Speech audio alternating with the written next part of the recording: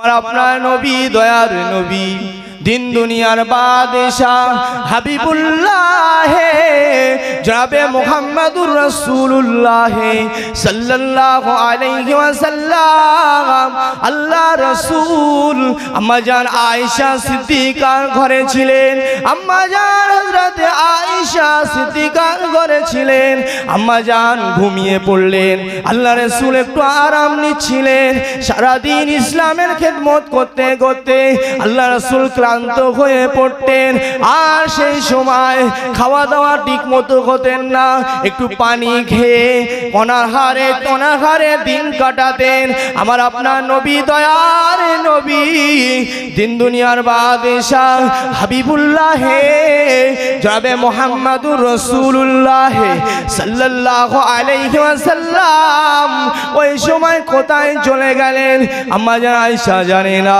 আম্মা জান আয়েশা সিদ্দিকা কি করলেন অন্য বুবুজানদের ঘরে দেখতে লাগলেন কোথায় আল্লাহ রাসূলকে দেখা গেল না ওই সময় আমার আপনার নবী দয়ার নবী রহমতের নবী মায়ার নবী ওই সময় খুঁজে খুঁজে তালাশ হয়ে যাচ্ছেন এমন সময় অন্ধকার লাইট ছিল না হযরত ফাতেমার ঘরে গেলেন ফাতেমার ঘরে গিয়ে বললেন ও ফাতেমা তোমার ঘরে কি আমাদের নবী আমাদের রাসূল এসেছে নাকি ফাতেমা বললেন না আম্মা জান আজকে তো আপনার ঘরেই থাকার পালা ছিল আপনি আপনার ঘরেই তো থাকার পালা ছিল ওই সময় আম্মা জান আয়েশা সিদ্দিকা বললেন ইয়া রাসূলুল্লাহ হযরত ফাতেমাকে বললেন ও ফাতেমা আজকে আমার ঘরেই ছিল কিন্তু তারপরে হযরত রাসূল সাল্লাল্লাহু আলাইহি ওয়াসাল্লাম কোথায় গেল আমি আর জানি না ওই সময় হযরত ফাতেমাকে নিয়ে চলে গেলেন কোথায় মসজিদুন নববী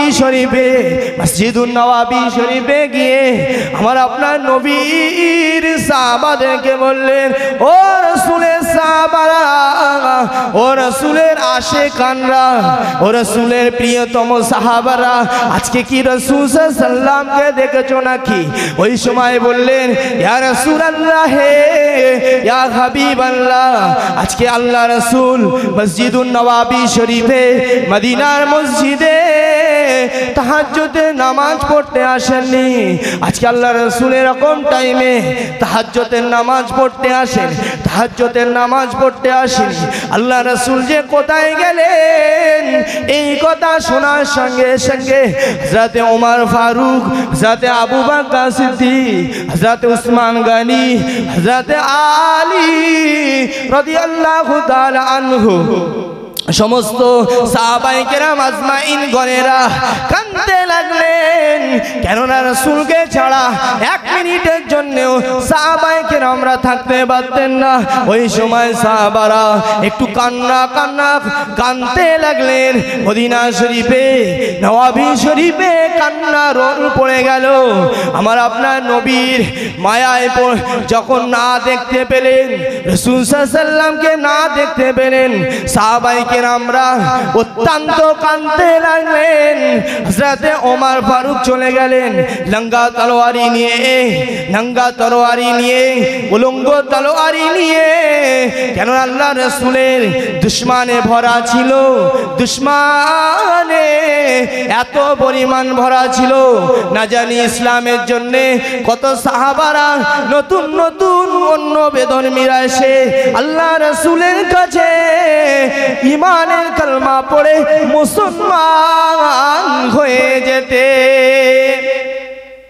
জোরে হবে না সুবহানাল্লাহ এমন দিনের পর দিন আল্লাহ রাসূল কোন কিতাবে আছে 62 কোন কিতাবে আছে 63 এই 63 বছর আল্লাহ রাসূল জন্ম থেকে 40 বছর কোনো নবুয়ত পায়নি আজকের আমাদের সমাজে বলে আল্লাহ রাসূল অশিক্ষিত ছিল মূর্খ ছিল না আমাদের নবী মূর্খ ছিলেন না নবী যদি কোনো স্কুল বিদ্যালয়ে পড়াশোনা করতেন কোনো প্রফেসরের কাছে পড়াশোনা করতেন কিন্তু রাসূলের সম্মানটা ছোট হতো আল্লাহ বলতেন না আমার পরে যাকে সম্মান দেওয়া হবে পৃথিবীর জমিনের উপরে আসমানের নিচে তিনি হলেন আমাদের রাসূল, দয়ার রাসূল, বিশ্ব নবী জনাবে মুহাম্মদুর রাসূলুল্লাহ। তাই সেই রাসূল 40 বছর যখন নবুয়াত পেয়েছিলেন, নবুয়াতের পরেই প্রথম কথা ছিল ইকরা, পড়ো। আল্লাহ রাসূল বললেন না, আমি পড়তে জানি না। কার মাধ্যমে? জিবরাইল আলাইহিস সালামের মাধ্যমে বলেছিল যে পড়ো, কিন্তু বলেছিল রাসূল না। তৃতীয়বারের মধ্যেই সূরা আলাক আল্লাহ পাক নাজিল করেছিল। এই আলাক সূরায় আল্লাহ রাসূল সেদিন এমন তেলাওয়াত করেছিল, সারা পৃথিবীর মানুষ অবগত যে রাসূল অশিক্ষিত নয়। তাই এই 62 অথবা 63 তিনি আল্লাহ রাসূল এত কষ্ট করেছেন। তাই যখন বেধর্মীরা ইসলামের জন্য আসতেন আল্লাহ রাসূলের কাছে, যে কালমা পড়ে মুসলমান হয়ে আল্লাহ রাসূলের সঙ্গী হবেন, কিন্তু আপনার কুফারে কুরাইশরা আল্লাহ রাসূলের কাছে বলতেন মুহাম্মদ সাল্লাল্লাহু আলাইহি ওয়াসাল্লামের কাছে তোমরা যেও না। ওই জন্যই চিন্তায় পড়ে গেলেন আম্মা জান আয়েশা, চিন্তায় পড়ে গেলেন মা ফাতেমা, চিন্তায় পড়ে গেলেন রাসূলের সাহাবারা, চিন্তায় পড়ে গেলেন। ওই সময় নাঙ্গা উলঙ্গ তলোয়ারি নিয়ে মদিনা শরীফের ওই বাজার মার্কেটটা পার করে মরুভূমি, ওই সামনে যে মরুভূমি আছে, মরুভূমিটা পেরিয়ে গিয়ে একটা মরুভূমির জায়গা আছে। ওই জায়গা থেকে ওই জায়গায় দেখা যায় কিছুগুলা উট বকরি চড়ে, দুম্বা চড়ে। ওখানে রাখালের পালরা রাখালরা ওই দুম্বা উটগুলো চড়ায়। ওই সময় হযরতে ওমর ফারুক কি করলেন? ওমর ফারুক চলে গেলেন ওই জায়গায় গিয়ে বললেন রাখালের দলের সর্দারদেরকে বললেন, ও রাখালের রাখাল, ও রাখাল, তুমি যে এই উট বকরি চড়াও, কাকে কি কোনো মনীষীকে দেখেছো নাকি? এখানে আমাদের নবীকে দেখেছো নাকি? ওই সময় বলল জানি না। এই পাহাড় দেখা যায়, এই পাহাড় দিয়ে যে ঝর্ণার পানি নামে, এই পাহাড় দিয়ে দেখা যায়। এই পাহাড়টার নাম হলো জবলে সালা পাহাড়। এই জাবলে সালা পাহাড়ে কে একজন মনীষী, কে একজন বীর পুরুষ, কে একজন সুপারম্যান এই পাহাড়ের উপরে গারে ওই যে জাবলে সালা পাহাড়ের গুহায় কাঁদতেছে, সিজদায় পড়ে আছে। সিজদায় পড়া অবস্থায় উম্মতের জন্য কাঁদছে।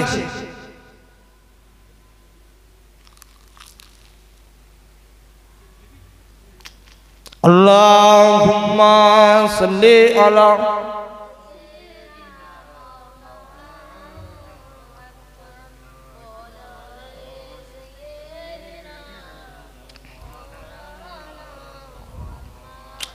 এই শহীদ করবলা মেহরবানি आपकी, এই শহীদ করবলা मेहरबानी आपकी। वो हश्र तक कायम रहेंगी हर निशानी आपकी। ऐ शहीद करबला मेहरबानी आपकी। अल्लाहुम्मा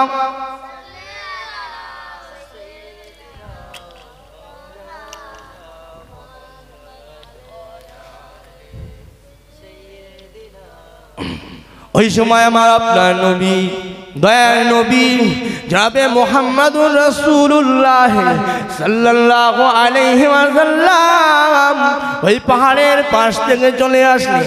সমস্ত সাহাবাদেরকে খবর দিলেন, ও রাসূলের সাহাবারা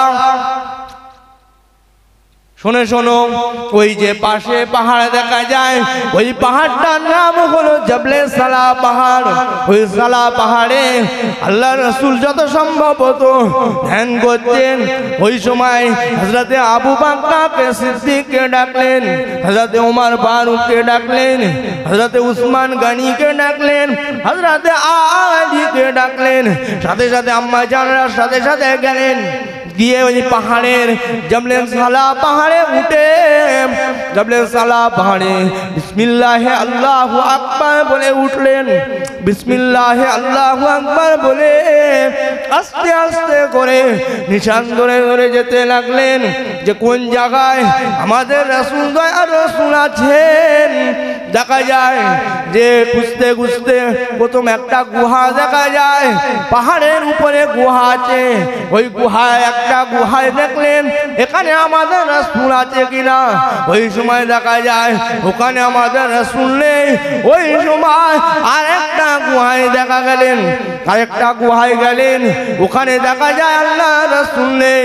ওই গুহাটাকে ওখান থেকে পেরিয়ে গিয়ে পাহাড়ের এক কিনারায় দাঁড়িয়ে কোথা থেকে একটা বিনবিন গুড়গুড় মিনমিন করে আওয়াজ আসছে।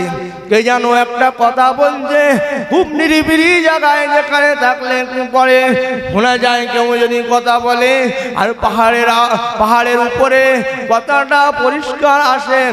আস্তে আস্তে করে ওই দিকে এগিয়ে গেলেন সাহাবায়ে কেরামরা, এদিকে কাঁদছেন।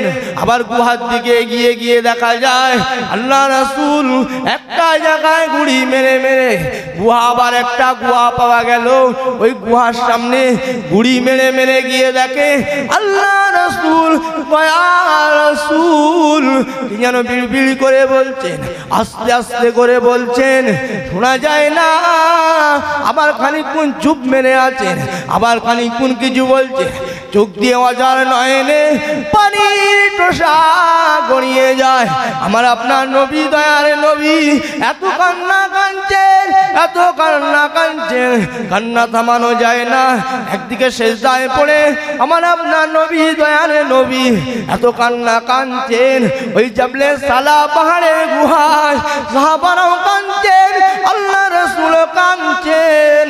কাঁদতে কাঁদতে কাঁদতে কাঁদতে সালাম দিলেন একজন সাহাবা হযরতে উসমান গনি সালাম দিলেন, উমর ফারুক সালাম দিলেন, আসসালামু আলাইকা ইয়া রাসূলুল্লাহ, আসসালামু আলাইকা ইয়া হাবিবাল্লাহ, আসসালামু আলাইকা ইয়া শাফিউল মুযনিবিন, আসসালামু আলাইকা ইয়া রাহমাতাল লিল আলামিন। ওই সময় হযরতে উমর ফারুক বললেন, ইয়া রাসূলুল্লাহ, ইয়া হাবিবাল্লাহ, আমার জিন্দেগিতে যত আমি নেক আমল করেছি, যত আমি নেক সওয়াব করেছি, আমার জিন্দেগিতে যত সওয়াব করেছি, আপনি কাঁদেন না, আমরা সহ্য করতে পারি না। আমাদের জীবন থাকতে আপনি যদি কাঁদেন আমরা সহ্য করতে পারবো না, আপনার কান্না আমরা সহ্য করতে পারি না।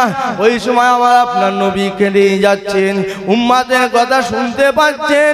উম্মাতের আমার উম্মাত, আল্লাহ পাক আমার উম্মাত উম্মাতিরা বড় গুনাহগার, আল্লাহ পাক আমার উম্মাত উম্মাতিরা বড় শিয়াকার, আল্লাহ পাক আমার উম্মাত উম্মাতিরা বড় কমজোর, কিয়ামতের আযাব সহ্য করতে পারবে না, কবরের আযাব সহ্য করতে পারবে না।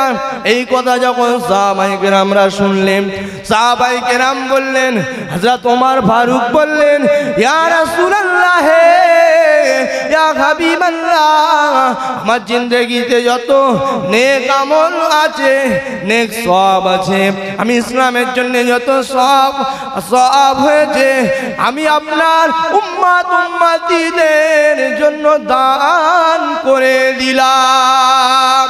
সুবহানাল্লাহ। হযরতে উসমান গনি সালাম দিলেন। আমরা জানি দুই যদি অধিক বলা হয় জুন্নুরাইন। হযরতে উসমান গনি বললেন, আসসালামু আলাইকা ইয়া রাসূলুল্লাহ, আসসালামু আলাইকা ইয়া হাবিবাল্লাহ, আসসালামু আলাইকা ইয়া শাফিউল মুযনিবিন, ইয়া রাহমাতাল লিল আলামিন। এই বলেন সালাম দিলেন। সালাম দিতে দিতে সালাম দিয়ে বললেন, হযরত উসমান গনি বললেন, ইয়া রাসূলুল্লাহ, ইয়া হাবিবাল্লাহ, আমার জিন্দেগিতে যত নেক আমল আছে, নেক সওয়াব আছে, আমি আপনার উম্মত উম্মতিদেরকে দান করে দিলাম। হযরত আলী সালাম দিলেন এইভাবে, আসসালামু আলাইকা ইয়া রাসূলুল্লাহ, আসসালামু আলাইকা ইয়া হাবিবাল্লাহ, আসসালামু আলাইকা ইয়া শাফিউল মুজনাবিন, আসসালামু আলাইকা ইয়া রাহমাতাল লিল আলামিন। ইয়া রাসূলুল্লাহ, ইয়া হাবিবাল্লাহ, আপনি কাঁদবেন না, আপনার কান্না সহ্য করতে পারি না, আসমান জমিন সহ্য করতে পারে না। আপনি আমার জীবনের যত নেক আমল আছে আপনার উম্মত উম্মতিদেরকে জান করে দিলাম। হযরত আবু বকর সিদ্দিক, যিনি রাসূলের বাল্য জীবনের সঙ্গী ছিলেন, হযরত আবু বকর সিদ্দিক এত কান্না কাঁদছেন। রাসূলের সাহাবাদের মধ্যে সবথেকে আলেম সাহাবা ছিলেন, সবথেকে জ্ঞানী সাহাবা ছিলেন, সবথেকে বয়োজ্যেষ্ঠ সাহাবা ছিলেন। তিনি সালাম দিলেন, আসসালামু আলাইকা ইয়া রাসূলুল্লাহ, আসসালামু আলাইকা ইয়া হাবিবাল্লাহ, আসসালামু আলাইকা ইয়া রাহমাতাল লিল আলামিন, আসসালামু আলাইকা ইয়া শাফিউল মুজনাবিন। ইয়া রাসূলুল্লাহ, ইয়া হাবিবাল্লাহ, আমি আপনার কান্না সহ্য করতে পারছি না, আমি আপনার কান্না বরদাস্ত করতে পারছি না।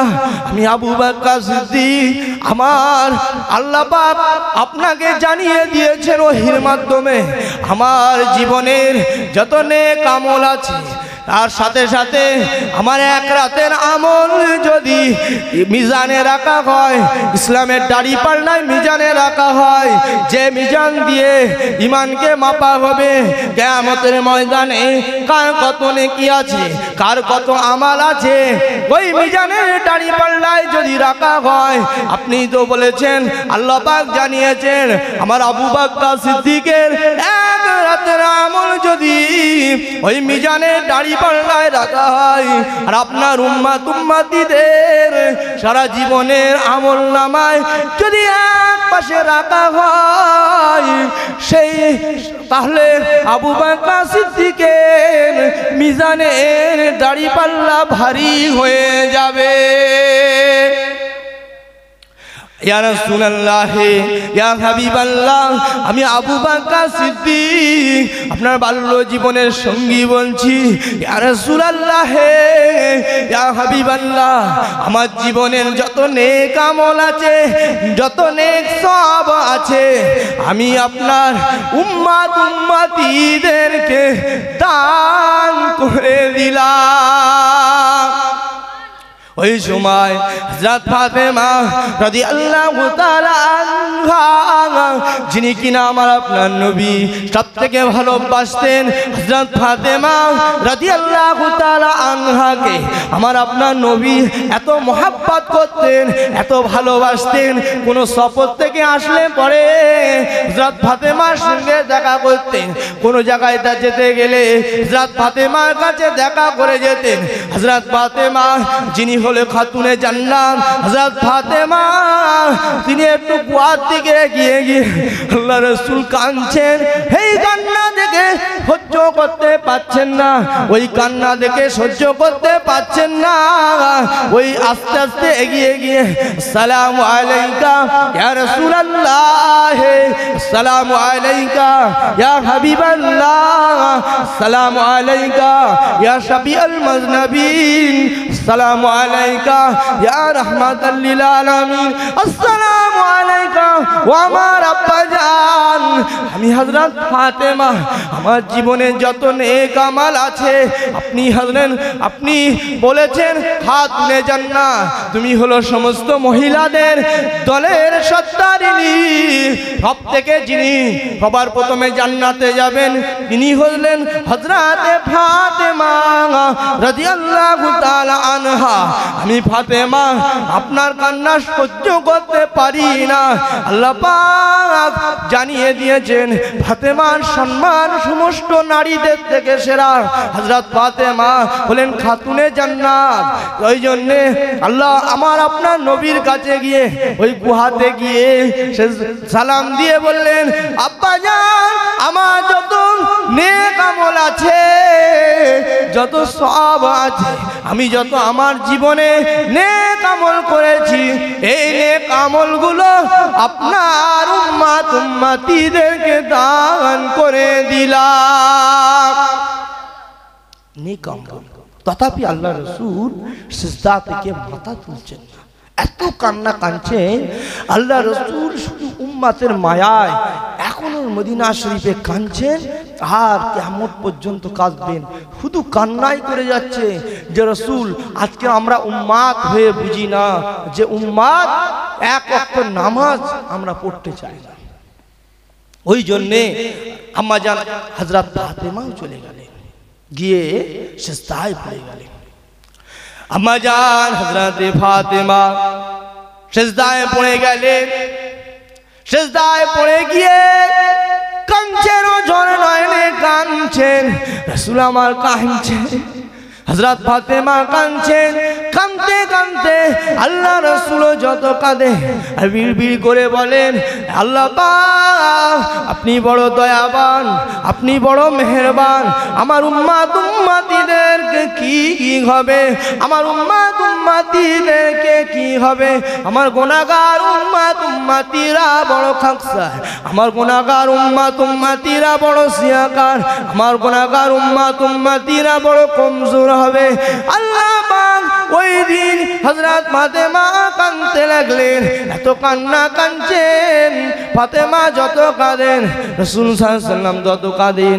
ওই সময় আমার আপনার নবী দয়ার নবী যত কান্নাকাটি করেন, এত কান্না কাঁদে সাহাবায়ে কেরামরা কাঁদছেন। কাঁদতে কাঁদতে সিজদায় পড়ে গিয়ে এত কান্না কাঁদছেন। আল্লাহ পাক আমার আপনার নবী আমার আব্বা জান এত কান্না কাঁদছেন, যদি আমার আব্বা জান সিজদা থেকে মাথা না তোলে আমি ফাতেমা সিজদা থেকে মাথা তুলব না। সিজদা থেকে মাথা তুলছেন না আমার আপনার নবী দয়ার নবী, এত কান্না কাঁদছেন। ফাতেমা কাঁদছেন, কাঁদতে কাঁদতে মাথা তুলছেন না। ওই সময় নবী আমার দয়ার নবী বিশ্ব নবী জনাবে মুহাম্মদুর রাসূলুল্লাহ সাল্লাল্লাহু আলাইহি ওয়াসাল্লাম কোন দিকে তাকাচ্ছেন না, মাথা সিজদায় অবনমিত রেখে এত কান্না কেঁদে যাচ্ছেন।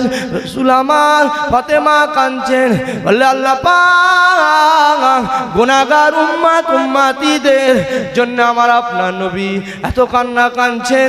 মক্কা মদিনা জমিনে যিনি ইসলামের জন্য এত এত এত উদাসী, এত জীবনের মায়া করেননি, জীবনের ত্যাগ করে ইসলামটাকে জিন্দা জীবিত করার জন্য যিনি মক্কা থেকে মদিনায় চলে গিয়ে, মদিনায় আল্লাহ রাসূলের সঙ্গী কেউ ছিল না, তখন মক্কা থেকে মদিনায় চলে গিয়ে যখন হিজরতের সাথে হলেন হযরত আবু বকর সিদ্দিক রাদিয়াল্লাহু তাআলা আনহু।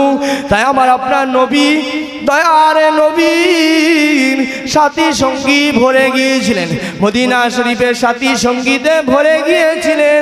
দয়ার নবী আমার ওই মদিনায় সালা পাহাড়ে যখন গুহার মধ্যে কান্না রোল হয়ে গেল, কান্না রোল পড়ে গেল, আমার আপনার নবী দয়ার নবী আমার মদিনার ওই সালা পাহাড়ের মধ্যে কাঁদছেন।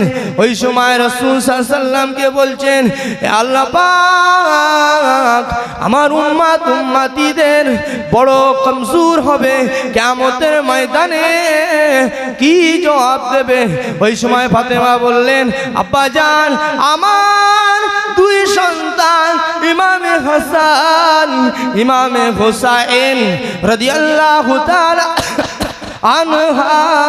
আনহুমা দুজন আমার সন্তান, এই সন্তানদের আপনার উম্মতিদের নামে কুরবান করে দিলাম, আল্লাহ রাস্তায় কুরবান করে দিলাম। ইয়া রাসূলুল্লাহ, ইয়া হাবিবাল্লাহ, আপনি মাথা তুলুন সিজদা থেকে। আল্লাহ রাসূল সিজদা থেকে মাথা তুলছেন না, আল্লাহ পাক সহ্য করতে পারলেন না, বললেন ও আমার জিবরাইল আলাইহিস সালামকে বললেন, জিবরাইল আলাইহিস সালাম যাও যাও যাও, আমার দোস্ত কাঁদছেন, আমার হাবিব কাঁদছেন,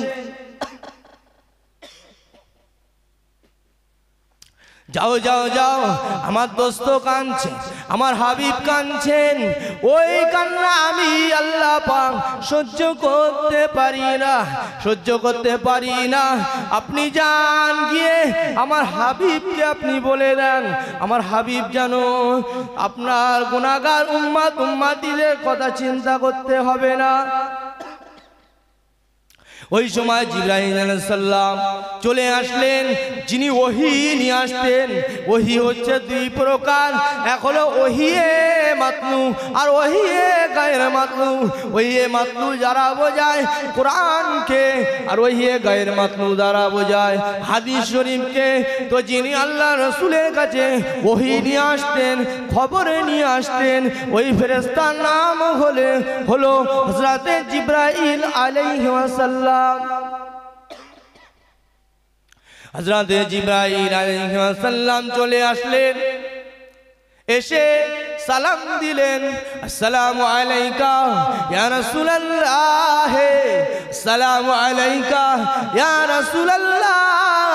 আপনি আর কাঁদবেন না, আল্লাহ পাক আপনার দোয়াকে কবুল করে নিয়েছে, আল্লাহ পাক আপনার দোয়াকে কবুল করে নিয়েছে। আল্লাহ পাক আপনার উম্মতিদের জন্য নিজে জামিনদার হয়ে যাবেন। আল্লাহ পাক আল্লাহ পাক বলে দিয়েছেন, হযরত ফাতেমার দোয়াকে কবুল করে নিয়েছেন। আপনি মাথা তুলুন, আল্লাহ রাসূল কাঁদছেন না, মাথা তুললেন। এইভাবে ইসলামকে শেষ করার জন্যে, কত দিনে দিনে মানুষ শেষ করার জন্যে ইসলামকে উঠে পড়ে লেগেছিল, আল্লাহ রাসূলকে এইভাবে শেষ করবে। কিন্তু যিনি মদিনা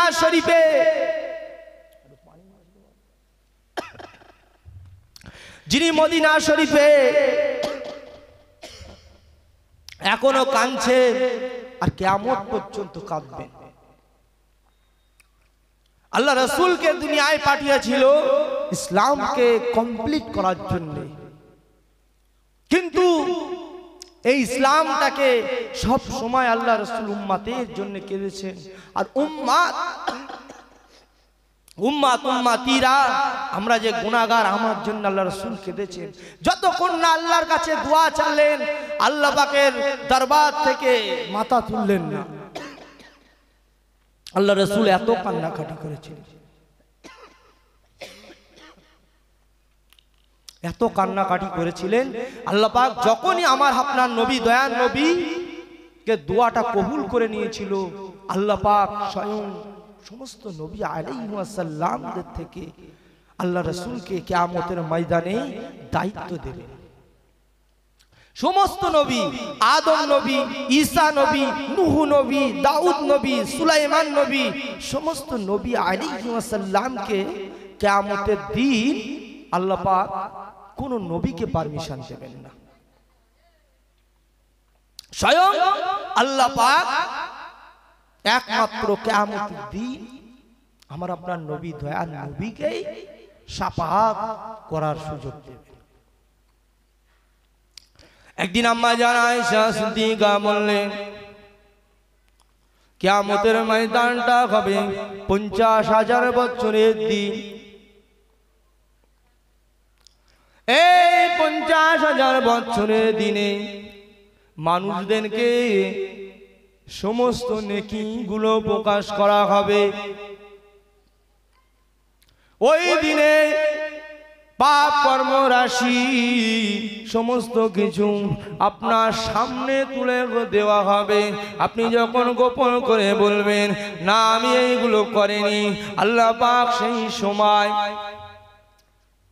আল্লাহ রাব্বুল আলামিন সেই সময় বলেছিল আল্লাহ পাক যেমন রহমান, আল্লাহ পাক যেমন কাহার, আল্লাহ পাক যেমন রহমান তেমন কাহার, আল্লাহ পাক যেমন রহিম তেমন ন্যায়জনক বাদশাহ, তিনি হলো কিয়ামতের দিনের মালিক। ওই জন্য সূরা ফাতিহার মধ্যে বলছেন মালিক ইয়াউমিদ্দিন, যিনি বিচার দিনের বাদশাহ হবেন। সকলে একটু শুরু আল্লাহুম্মা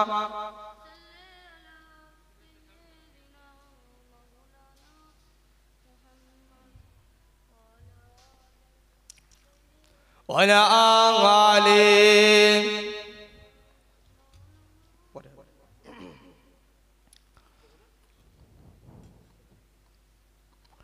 তা আমি যে কথা বলছিলাম, আমাদের রাসূলকে এরকম ভালোবাসতে হবে। কেমন?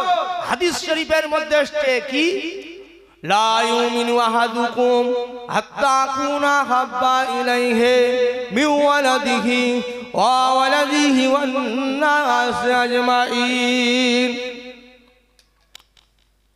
এক তারিখে হযরত ওমর ফারুককে বললেন, ও ওমর ফারুক, আমার সাহাবা হযরত ওমর ফারুক, তুমি আমাকে কতটা ভালোবাসো?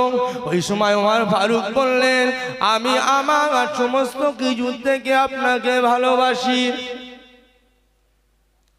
আল্লাহ রাসূল ফরমাচ্ছেন, ও ওমর, তথাপি তুমি প্রকৃতি মুমিন হতে পারলে না। বললেন, কেন ইয়া রাসূলুল্লাহ? তখন একটু ভাবলেন, ভেবে বললেন যে আমি আমার ছেলে মেয়ে বিবি স্ত্রী সকলের থেকে আপনাকে মুহাব্বত করি। আল্লাহ রাসূল বললেন, হে ওমর, এবারেই তুমি প্রকৃতি মুমিন হতে পারলে। ওই জন্য রাসূলের প্রেমে সবসময় মুহাব্বত করে দরুদ পড়বো, কালমা শরীফ পড়বো। আফজালুল ইবাদাতি ইবাদাতুস সালাহ, আফজালুত তিলাওয়াতি তিলাওয়াতুল কোরআন, আর আফজালুজ যিকরে যিকরে লা ইলাহা ইল্লাল্লাহ। আফজাল মানে হলো উৎকৃষ্ট, তিলাওয়াতুল কোরআন সবথেকে শ্রেষ্ঠ, আর আফজালুল সালাত সবথেকে হলো আফজালুত তিলাওয়াতি তিলাওয়াতুল কোরআন, আর আফজালুল ইবাদাতি ইবাদাতুস সালাত, সালাতটা হচ্ছে উৎকৃষ্ট। আর জিকিরের মধ্যে হচ্ছে আফজালুজ যিকরে লা ইলাহা ইল্লাল্লাহ, আল্লাহ ছাড়া কোনো মাবুদ নেই, উপাস্য নেই, তার মতো কেউ নেই। আমি যে কথা বলছিলাম, কিয়ামতের ময়দানটা হবে 50,000 বছরের দিন। এই দিনে মানুষদেরকে তোলা হবে, যে যেমন মরে গিয়েছিল, যে যেমন ইন্তেকাল করেছিল। ইন্তেকাল মানে হলো জায়গা থেকে পরিবর্তন হওয়া, এক জায়গা থেকে আরেক জায়গায় চলে যাওয়া। মানুষ সবাই চলে যাবে, শুধু মানুষ বলে না, পৃথিবীর সকল সৃষ্টি জীবদেরকে একদিন মৃত্যুর স্বাদ গ্রহণ করতে হবে। কুল্লু নাফসিন যায়িকাতুল মাউত। ওই জন্য আল্লাহ পাক জানিয়ে দিয়েছেন, ইয়াউমা ইয়াফিরু মিন আখিহি ওয়া উম্মিহি ওয়া আবিহি ওয়া সাহিবাতিহি ওয়া বানি। কিয়ামতের দিনে কেউ কাউকে চিনতে পারবে না, ভাই ভাইকে চিনতে পারবে না, বাপ তার ছেলেদেরকে চিনতে পারবে না, ছেলে মেয়েদেরকে চিনতে পারবে না, ছেলে মেয়ে তার বাপকে চিনতে পারবে না, আত্মীয় স্বজন পূর্বপুরুষ সেই দিন কেউ কাউকে চিনতে পারবে না। তার নাম হলো কিয়ামত। ওই দিনে যে যত জাররা জাররা পরিমাণ নেকি অর্জন করেছিল, ওই দিনে সমস্ত কিছু প্রকাশ হবে। ওই জায়গাটার নাম হলো আরাফার ময়দান।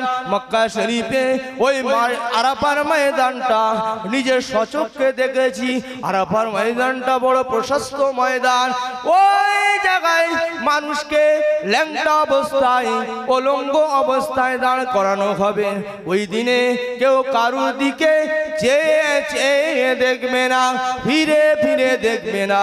ওই দিনে যে যে অবস্থায় ইন্তেকাল করেছিল, মারা গিয়েছিল, যদি কেউ বিষকে মারা যায়, আত্মহত্যা করে গলায় দড়ি দিয়ে কোন রকম ভাবে মারা যায়, যে যে অবস্থায় মারা গিয়েছিল, বেঈমান অবস্থায় মারা গিয়েছিল, ইমানের কালমা পড়ে মারা গিয়েছিল, সমস্ত ব্যক্তিদেরকে ওই কিয়ামতের ময়দানে তুলে হিসাব নিকাশ করা হবে। ওই হিসাব নিকাশের পরে যখন তোলা হবে, ওই দিনে মানুষের যেমন ফিঙ্গারপ্রিন্ট দিয়ে, ফিঙ্গারপ্রিন্ট না হলে কিছু হয় না, মানুষের ওই হুড়কুনের মাধ্যমে, এই যে গলার এখানে যে হুড়কুনি আছে, এখানে মানুষের ফিঙ্গারপ্রিন্ট সব কিছু বার হয়ে যাবে। গায়ের লোমগুলো জবাব দেবে, গায়ের পশমগুলো জবাব দেবে, চোখগুলো জবাব দেবে, আমি এই কাজে লিপ্ত ছিলাম, সমস্ত কিছু প্রকাশ হয়ে যাবে। ওই জন্যে কিয়ামতের ময়দানে মানুষগুলো দিশেহারা হয়ে যাবে। সেদিনে আমার আপনার নবী দিশেহারা হয়ে যাবে। আম্মা জান আয়েশা সিদ্দিকা, যিনি আমাদের আম্মাজানদের মধ্যে সব থেকে জ্ঞানী আম্মা জান ছিলেন, হযরত আয়েশা সিদ্দিকা রাদিয়াল্লাহু তাআলা আনহা বললেন, আম্মা জান বললেন, ইয়া রাসূলুল্লাহ, ইয়া হাবিবাল্লাহ, ওই দিনে কি আপনার আয়েশাকে চিনতে পারবেন না? আপনার আদরের বিবি হযরত আয়েশাকে চিনতে পারবেন না? আপনার প্রথম জীবনের সঙ্গিনী খাদিজাকে চিনতে পারবেন না? অন্য অন্য আম্মা জানদেরকে চিনতে পারবে না? হযরত হাসান হোসেনকে চিনতে পারবে না? ফাতেমাকে চিনতে পারবে না? ওই সময় রাসূলুল্লাহ বললেন, ও আয়েশা, শোনো শোনো, সেদিনে আমি কাউকে চিনতে পারবো না। কিয়ামতের দিনে আমি পাগলের মতো হয়ে উম্মাতের জন্য কেঁদে কেঁদে পাগল হয়ে যাব।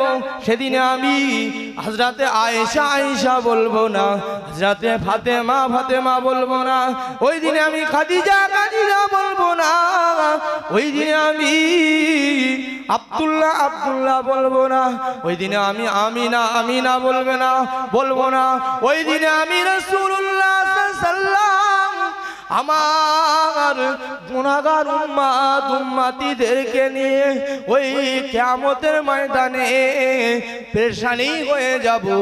জমিনটা পুড়ে লাল তামা হয়ে যাবে, মাথার ঘেনুগুলা টকবক করে ফুটবে, একটা নয় দুটো নয়, সূর্যের মুখ 12টা গোলা হবে, মাথার ঘেনিগুলো টকবক করে ফুটতে ফুটতে ভাতের ফ্যানের মতো নয় হয়ে যাবে।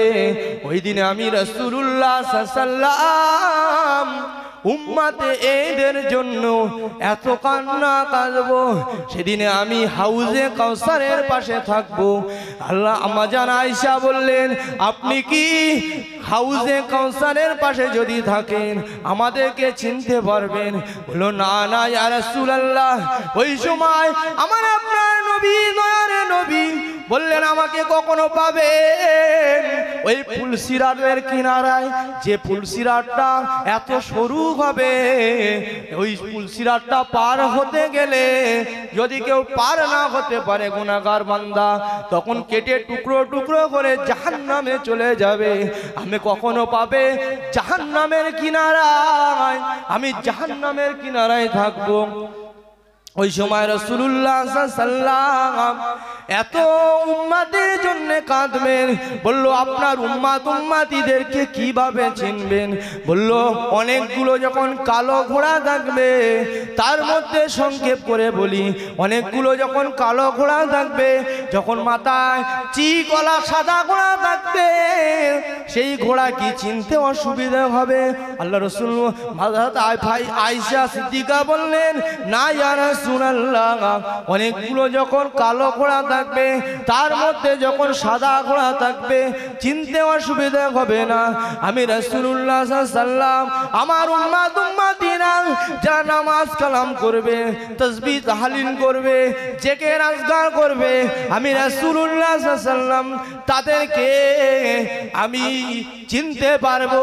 নূরের ঝলক এত ছড়াবে, এত রোশনি, আমি রাসূল সাল্লাল্লাহু আলাইহি ওয়াসাল্লাম তাদের সাথে করে হাত ধরে নিয়ে জান্নাতে নিয়ে যাব। আমি রাসূল সাল্লাল্লাহু আলাইহি ওয়াসাল্লাম আমার উম্মত উম্মতিদেরকে জাহান্নামে যেতে দেব না।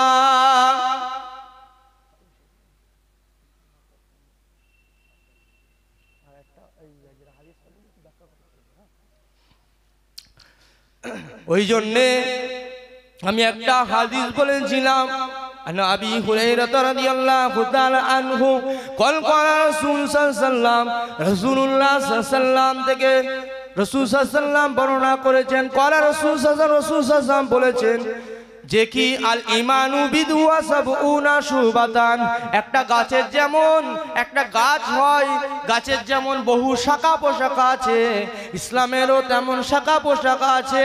তার মধ্যে উৎকৃষ্ট শাখা ফাফজালুহা, উৎকৃষ্ট শাখা হচ্ছে কাউলু লা ইলাহা ইল্লাল্লাহ, আল্লাহ ছাড়া কোনো মাবুদ নেই। আমরা পড়ি না লা ইলাহা ইল্লাল্লাহ মানে কি আল্লাহ ছাড়া কোনো মাবুদ নেই। ওয়াদনাহা ইমাতাতুল আযা, আর ছোটখাটো বস্তু হলো রাস্তা থেকে হটিয়ে দেওয়া, এটা হলো ছোট শাখা। আর ইসলামের বড় শাখা হলো লা ইলাহা ইল্লাল্লাহ, আর ছোট শাখা হলো ওয়াদনাহা ইমাতাতুল আযা, আর রাস্তা থেকে কোনো কাপড় বিচ্ছুক যদি কারোর অসুবিধা না হয় তার জন্য হটিয়ে ফেলে দেওয়া। ওয়াদনাহা ইমাতাতুল আযা আনিত তরিক, তরিক মানে হলো রাস্তা।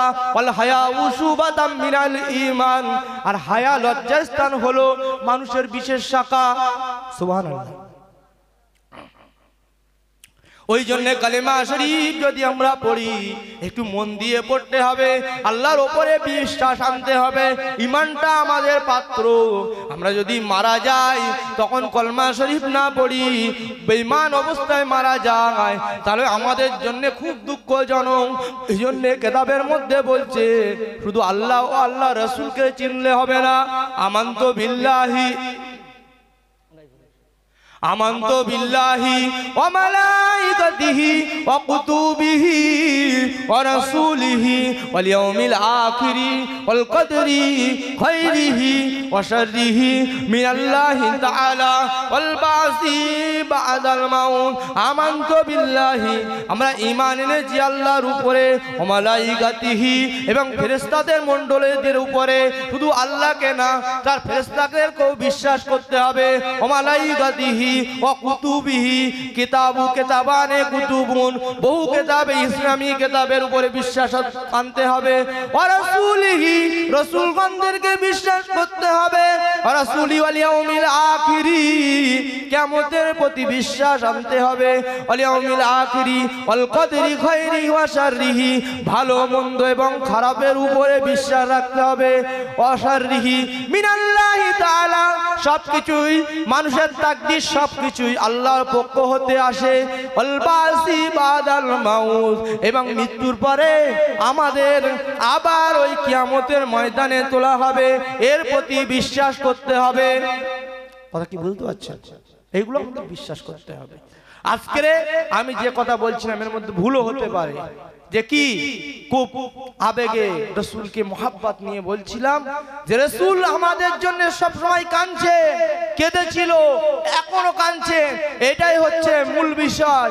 আল্লাহ রাসূল যখন চলে যাচ্ছেন, রাসূল সাল্লাল্লাহু আলাইহি ওয়াসাল্লামের শেষ কথা ছিল কি? আসসালাত। কি? আসসালাত, নামাজ, নামাজ, নামাজ।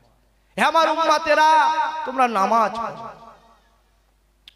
মসজিদগুলো ফাঁকা, নামাজ পড়ছি না, যায় না ঠিক মতো। শুক্রবার আমাদের ওই জন্য দায়িত্ব নিতে হবে। মসজিদ তৈরি করতে আমরা সবাই টাকা দিয়েছি, কিন্তু মসজিদে আমরা যাই না। আজকের এই ভারতবর্ষে কেন বহু জায়গায় সব মসজিদগুলো দখল করে নিচ্ছে, সংরক্ষণ নেই, আমাদের নিজের দায়িত্ব নেই, ওই জন্য মসজিদগুলো দখল হয়ে যাচ্ছে। আর অত্যাচারী শাসন। যাই বা হোক, আমার পরে যিনি আমাদের এবারে ওয়াজ করবেন, আমাদের খুব পরিচিত মাওলানা মোহাম্মদ বাকি বিল্লাহ নিজামী সাহেব। তো আমি এখানেই শেষ করছি। আমি বোঝাতে চেয়েছি যে ইসলাম আল্লাহ তৈরি করা কমপ্লিট ধর্ম।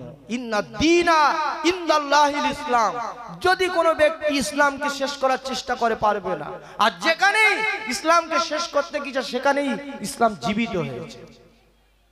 আজকে এই আমেরিকায় শুনেননি আগুনে দাও দাও করে জ্বলছে, কোটি কোটি মিলিয়ন ট্রিলিয়ন অক্টিলিয়ন টাকা যাদের সব শেষ। ইসলামের উপরে অত্যাচার করলে আল্লাহ সহ্য করবে না।